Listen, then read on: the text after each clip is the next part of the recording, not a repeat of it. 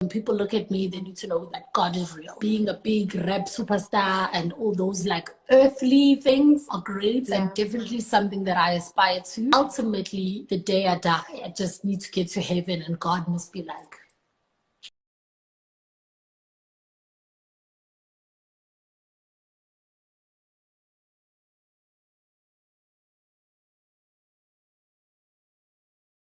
I want to throw it back to the beginning of your career, especially in entertainment, because many of us, got to know you and saw you, but we saw you as Bald Moozlie, and I feel like you made such a statement from day one coming in. You knew what you were about, you knew what you were doing.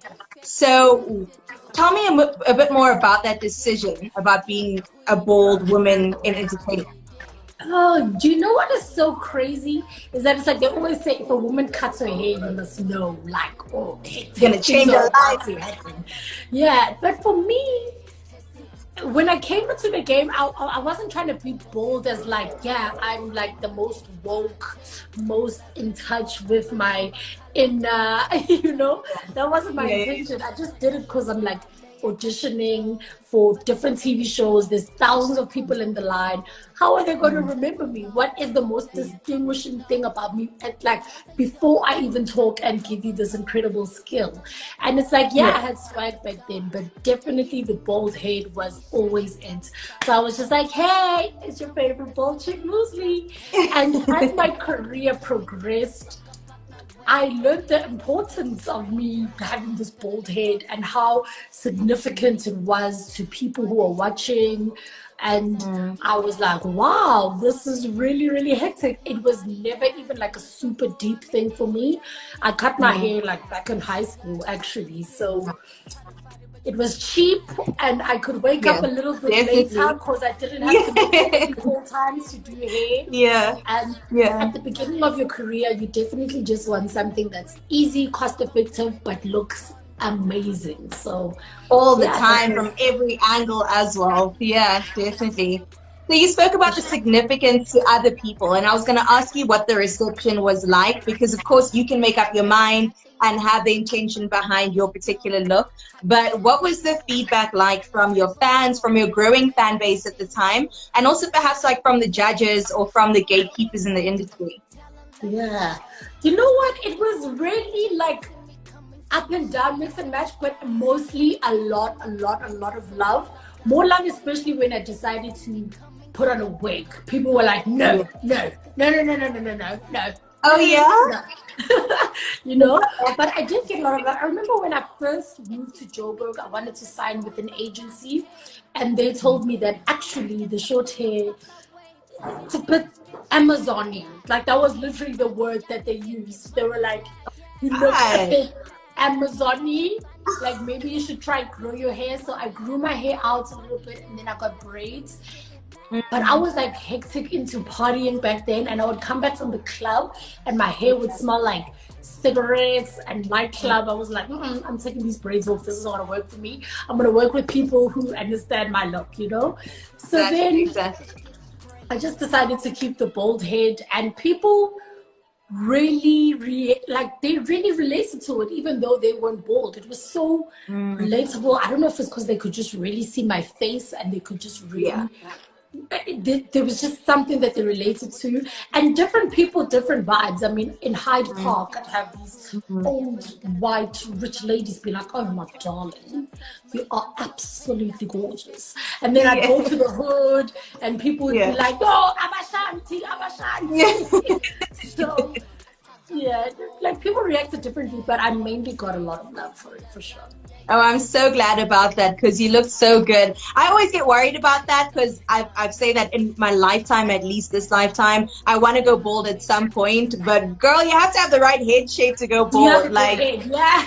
I don't think I have a good head. I don't think so, to be honest. Like, and I don't want to find out because then I'll have to I be think the wearing best thing hashes. to do is put a wig cap on. I know Yeah. obviously you've got big hair, so it won't sit flat, flat, flat. But just put a wig cap on and just check yourself Just out and be like, keep on the side and see if it works. do draw a lot of inspiration from Brenda Fassie. Like, I think that if we are aware of the impact that she had in a time and many, many years later, it comes with no surprise that she would be inspiration to you. And I know that you say both inspiration and aspiration, which I find so beautiful. And we also know that, I don't know, when it comes to women and Black women in our industry, there's not a lot written and documented and archived about them. So I want to know where your inspiration came, you know, when it comes to Brenda Fassie, and also what you hope to kind of extend from that, standing on the shoulder of such a giant. Yeah. I remember just growing up in the 90s, Brenda was huge, like super famous. But it was always like those candid interviews that she do on like Jam Alley, Silly Matunzi, that I was just like, yo, this lady is hectic. She was super hectic. But I think at the time I just loved her and experienced her like everybody else in South Africa. But then when I came into the hip hop game in particular, and I was surrounded by all this male energy, and not just like male energy, but well accomplished male energy, I was just like, oh, I'm gonna need to do something. Like, I'm gonna need to draw inspiration from somewhere, from something. Do you know what I mean? And for me, I remember like how Brenda Fassie had beef with Sinyaka, and just like she just didn't give a fuck. Like, she was once performing and she took a banana out of a lunchbox and gave it to Nelson Mandela. She was just like, I'm out here. You know, so I just really appreciated that. But what was also dope about her is that she backed it up with being like a super iconic superstar. Like, she would fill up stadiums, she would sell out shows, like platinum records. Like, she was the real deal. Like, she was the real deal. So it's inspirational, but it's also very aspirational. It's not necessarily saying like I am Brenda, which I am, but I'm just saying like I'm just trying to be like Brenda, because Brenda was that girl, you know? Yeah, 100%. And I mean, I'm sure I can see the love in the comments coming through. You 100% are on your way to icon status if you're not already. And I'm so appreciative that there is like energy like you in such a visible platform as well, because I think your style is so distinct, you know, from the different ways you express yourself with your hair and your clothing. I mean, you know, you're a fashion god. Like, I don't even have to praise you for that, girl. Like, wow, every single time, like you never miss. You never miss. And so, yeah, I'm just also really curious about if that is all intentional and has been intentional from day one. That you are coming through with a Nomuzi style, distinct style, and that's going to set you apart. Yeah, I mean, I've always really loved TV and television. Like, I've always, from just watching Yo TV, I've been super duper obsessed. And as I became a teenager and I realized that this is something that I actually want to do with my life and take seriously, I began to research more about like just what is TV? What's television? Because I didn't even realize that like CC and Sade and them, they had call times, and there was a floor manager who was telling them what to do, and they read autocue, and they had people in their ear, director, and I was like, I thought y'all were just playing on the TV. Yeah. So I just learned more about television, and I realized that as much as people watch TV, they're watching, they're not listening. You know what I mean? Like, they listen passively, but they are watching. They've got your gaze. So 70% what they see, 30% what they hear. And I was like, I really have to just tap into that. And when I think about my favorite presenters and biggest influences at the time, Scoop being one of them, like, he had a look. He was doing that Brum thing before it was even a thing. On some days, he even looked a bit crazy, but now it just all makes sense. I was like, that's the mood, that's the tone. So it was always very, very intentional to this day. Like, I actually even canceled the photo shoot today because I didn't have styling. Like, I was like, wow. Because a lot of people just think because you've got style, you'll just pull some stuff out of your wardrobe, and genuinely that works sometimes. but you have to be intentional. Like my word in 2020 is intentional. So I love you that. have to be intentional. Yeah, and we're not going to even let Corona stop us from that. I absolutely love that approach to life. It's so important, and I feel like it's so evident as well.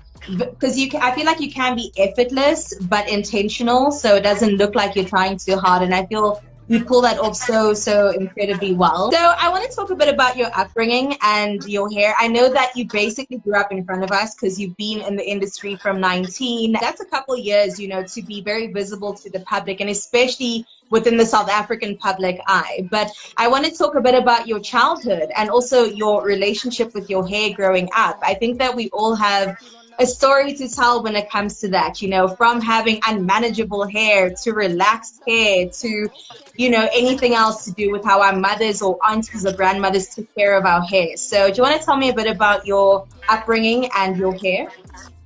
Ooh, so I grew up in Benoni, and funny enough, I actually spent a lot of time in hair salons. My uncle had a hair salon like at the back of my grandmother's house. So he was Amazing. like he used to have, you know, not a curler, itong, you know, itong, Yeah. like itong with the different holes and the different Yes. size tongs and whatever. Yeah. Like my uncle could make your hair like into a Lesotho hat and curls. And he was epic. I actually need to do it for a music video one day because he was You epic. should. Like epic, like some real hood, like Yes. epic stuff. And then my Yeah. mom used to spend a lot of time at the salon in town where they were very big on braids. Like even now my mom has dreads, but they're very nicely plaited. She's always just been Yeah. very neat and tidy about her hair. Love that. With all of that being said, I had the worst hair you can ever No, imagine. don't say I that. swear, like my mom, long natural hair, killing it, like relaxer, coming through looking like Connie Ferguson, like long hair. Yeah. My sister the same. Me, I didn't even like moisturizer. Like my friends always used to punish me at school, like, did you even put moisturizer? Yeah. No, I And you didn't. know, you gotta moisturize. Exactly, Yeah. exactly. So yeah, there was a lot of that. And then obviously you get to high school and you're like, okay, let me try figure it out. And then I just went wild. Like, you know, when you dye your hair on school holidays, Yeah. when you dye it back and it doesn't work, and then there's shrinkage, and you say, oh, this shrinkage doesn't work, so I'm gonna cut the sides and do a more hole. Yeah, and leave the top going. Like I remember one of my most iconic hairstyles was I had the like all around shaved, and then I had like tracks of like hairpiece here, like just this part. Yeah. So just like hairpiece, and I would tease Yeah. it every day, like just tease that part and make a big hump, like a big Oh hump. wow. And then I had like the Casper on your best scorpion tail. Like, I actually need you to send me pictures of this. Muzi, I'm not oh gonna my do goodness. I'm not gonna do that. I'm not gonna do that. You've been setting, I feel like you've been setting trends since you were a teenager, right? Yeah, Tell me no one was something else. buying that one. No one was buying that one, but my friends still love me anyway. So shout outs to them. I know that you're super confident. I was watching you all day for the past couple days, just trying to do some research, and it really is so beautiful to see you chatting about yourself, about your career, about your man, about your team, because I just feel like you have so much faith in yourself. And in all of them, right? And it's also very evident in everything you do. You back it up, like you're saying. I want to talk about self-doubt though, like if that ever happens to you and how you sort of deal with that, being somebody that's so prolific in the industry. Oh, girl, I'm a big It happens. overthinker. Like a big overthinker, and often enough I like just talk myself out of it. I'll be like, actually, nah, it's not gonna work. You know what I mean? Because you'll just be like, oh, I've got this idea. It's gonna be like Beyonce, Black is King, and then Yeah. live in a real world where they're like, nah, it's going to be more like a Nollywood movie, actually. Yeah. And then you're just like, nah, I don't want to do it. But you don't realize that there's a power in that Nollywood movie. There's something that you could do there, because that's actually one of the biggest industries.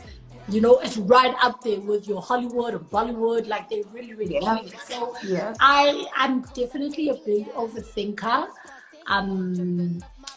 But what I love is that life just always goes on. I think that's what's a big thing for me, and that's something that I always remind myself every time when I'm like, oh, the world is over, it's bad. Like, you literally wake up the next morning and it's like, oh, okay.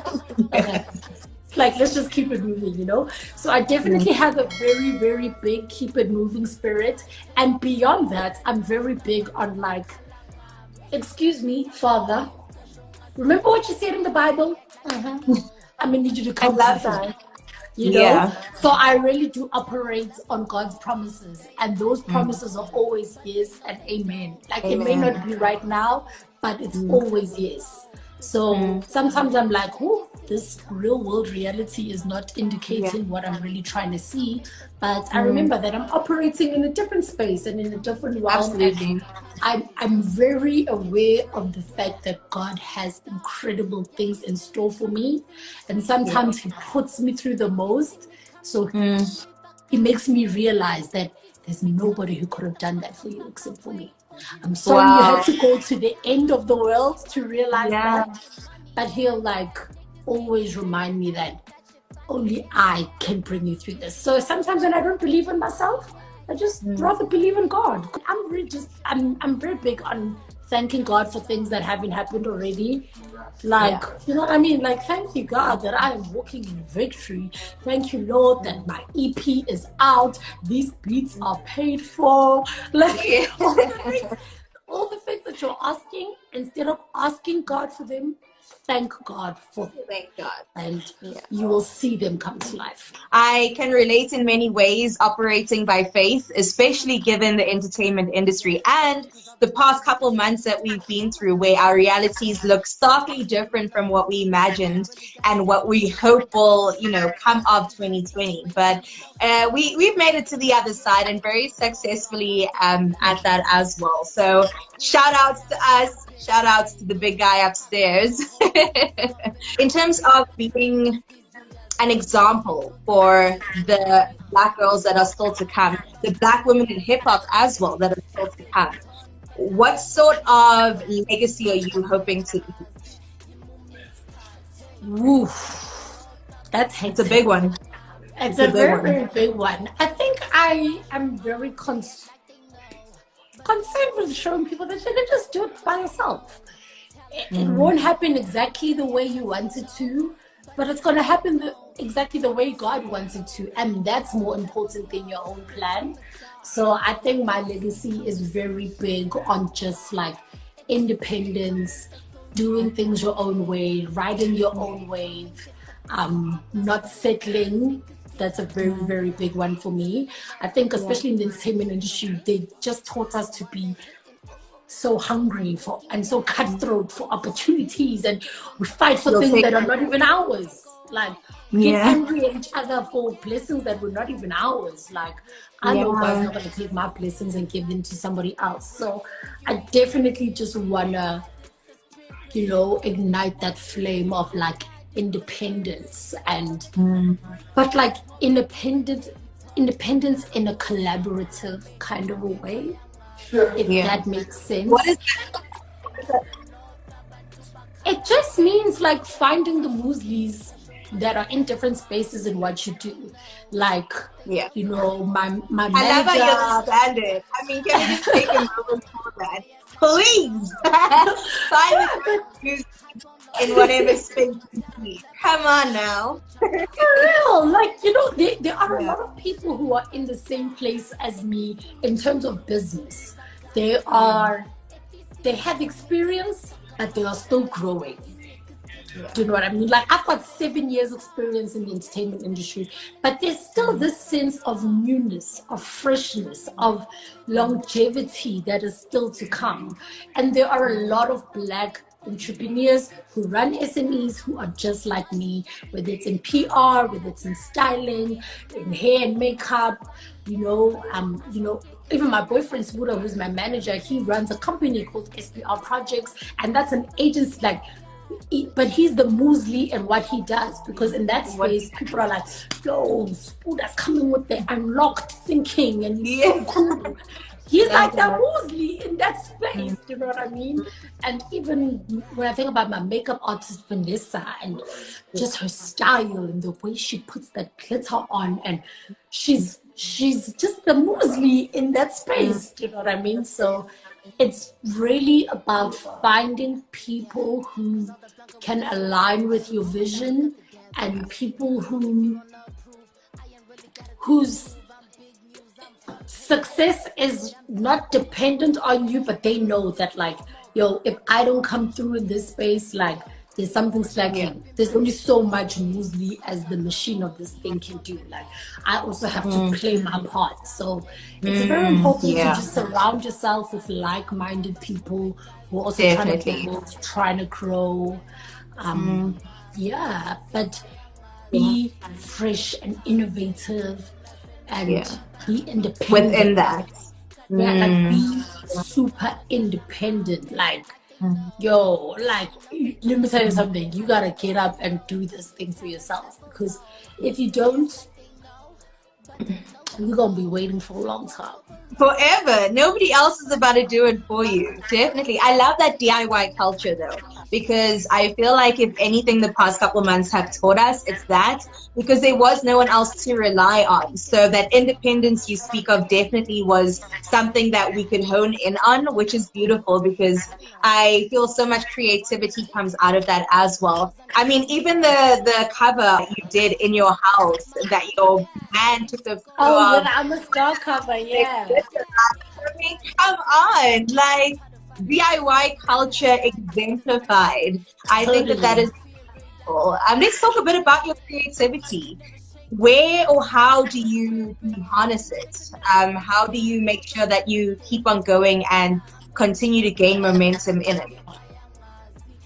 I think it's definitely a big combination of loving what you do and trying to get paid. That's really a great mixing pot for creativity, you know. I'm very big on just telling my story authentically and reflecting what I see in society and what I see around me. I think now, because we are so indoors, what I'm focusing a lot on is just like recording music and writing music. And for me, I'm just trying to like reflect my childhood, reflect where I am right now, and also just reflect who I'm trying to be.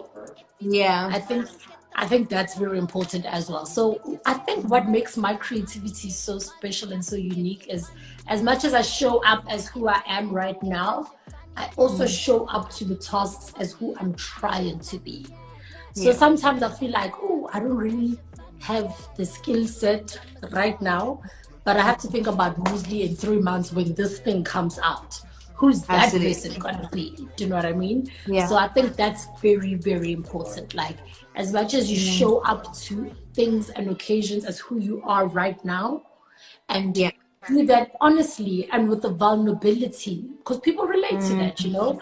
I think it's also very important to show up as who you are trying to be, even if your outside situations and circumstances don't indicate that. Don't align. You always have to be who you're trying to be. I love this coming from I Am Saritzai saying, so Moozlie, who are you trying to be? The most badass, most boss-ass bitch ever in the game. Maybe not a bitch, actually, but like, you know what I mean. Just like completely in control, totally confident, and grateful, content. Like, don't have it all, but grateful for everything that I have. Control, very rich. I'm trying to be rich. I mean, like, standard. Definitely rich. But I think that generational wealth as well. For sure. And most importantly, just like when I wake up in the morning, I say, thank you, God, for waking me up today. use me to bring glory to your name. Like, that's just genuinely who I'm trying to be in the world. When people look at me, they need to know that God is real. Like, that's who I'm trying to be. I think being a big rap superstar and all those like earthly things are great and definitely something that I aspire to. But ultimately, the day I die, I just need to get to heaven and God must be like, that's why Moozlie, you hit it, girl. Yeah. I feel like a lot of people only give you flowers once you've died. Do you know what I mean? They only want to say good things once you're gone and praise you once you're gone. We've seen it so many times with icons that have passed. So, do they also show you love on a daily, weekly, monthly basis? Daily, probably not. Okay. Weekly, some of them. I think also social media has made relationships with people very easy, in the sense that in the past you check in with people to make just to check in on them, make sure they're okay. But now because of social media, you just feel like you know what a person is doing. You see, like you see every day. They wake up, you see, they post it, you see every day.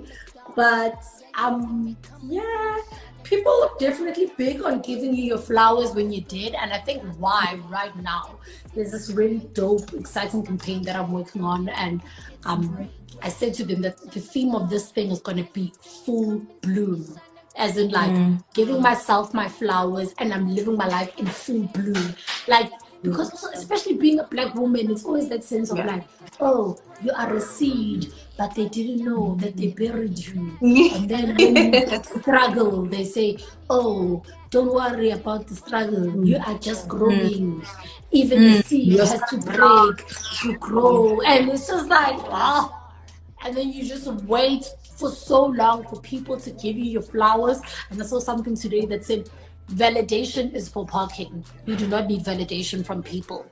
So I am all about giving myself my flowers right now. Even recently in the Blanco sessions, that performance that I did on YouTube, there were flowers all over the motherfuckers. Because I am a gardener. Okay, I'm a gardener. I'm giving myself my own flowers. You guys are more than welcome to book some time in the picnic garden and come and sit your blankets and come and enjoy with me if you would like. But ain't nobody waiting for you to come and, give you flowers. I love that. And I love that you touched on that narrative of Black women because, wow, it is just everywhere and so hard to escape from. So I want to talk a little bit about being a Black woman in hip hop and also being surrounded by other Black women like Rouge and Nadia, for example. I feel like we should definitely establish more of a camaraderie than competition. But I'm curious to know where you're at because maybe competition is healthy also. But in terms of being, fellow Black women, does it get in the way sometimes? You know what? On most days, I feel like sisterhood, we're together. Like, and that's generally my motto and everything.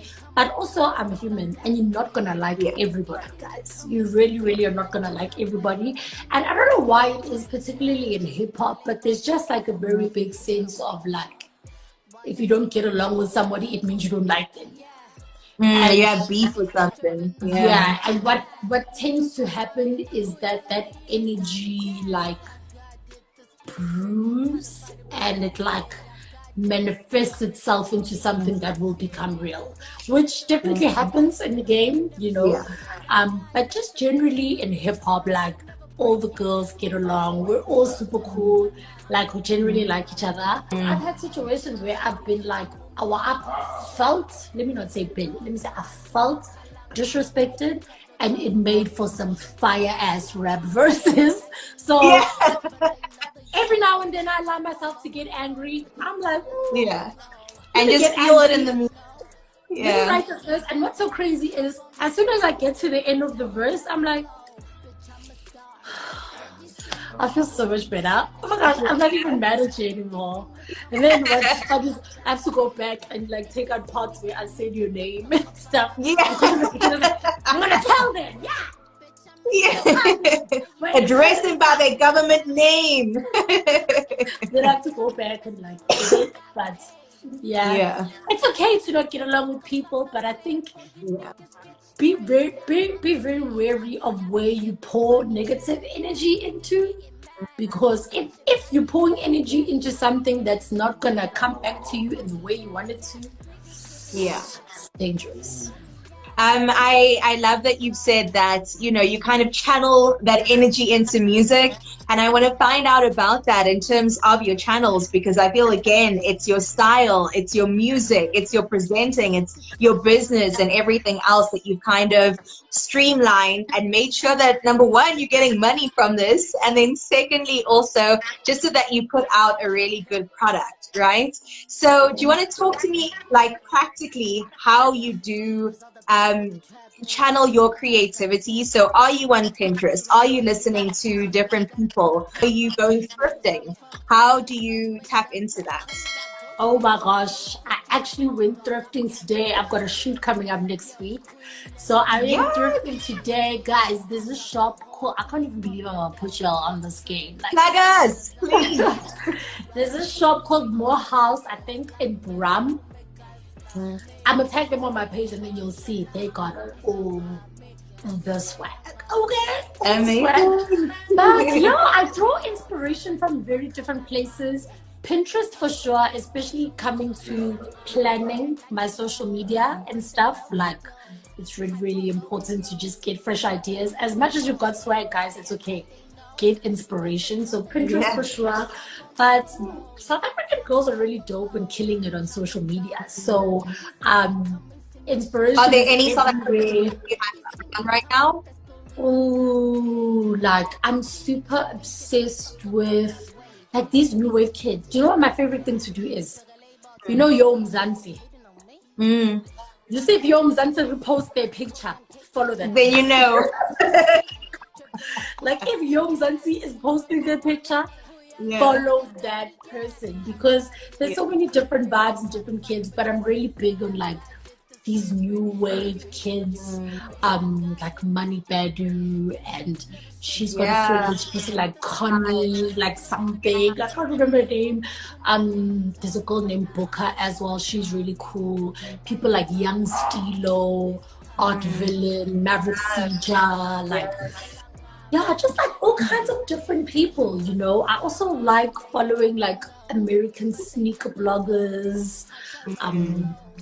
But sure, I'm so shallow. I don't even know their names. Wow, out there stealing their swag. But yeah, social media is really, really great in terms of music. Very, very big on like the 90s and the 2000s. So I listen to a lot of TKZ. I listen to Boom Shaka, Lebu Matosa. Very big on Pro Kid as well.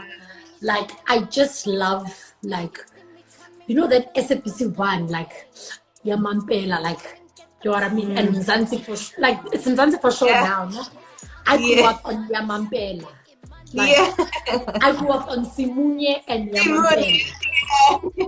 Simunye and Yamampela. That's like my aesthetic right now.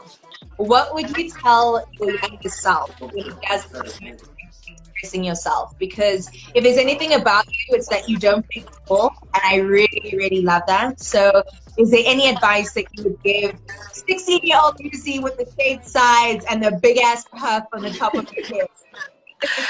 I would be like, yes, girl. Yes. Yeah. Continue, flourish. Just keep doing your thing. Like you yes. You want to twerk on the speaker? Do it. You want to cut your hair? Do it. You want to go to that audition even though everybody told you you're not going to make it? Do it. Continue. Like, you are on the right, you know what you are doing. You're going to meet so many people in your life who are going to like try to hit you with statistics that don't even matter or exist. But you've got the vision. Oh, 16-year-old Moozlie. What a vibe. What a vibe. For one, like I take so many notes from you. You're really playing the long game, and I appreciate that. And you've set yourself up so that, you know, in terms of longevity, you're good. So good. Shut up.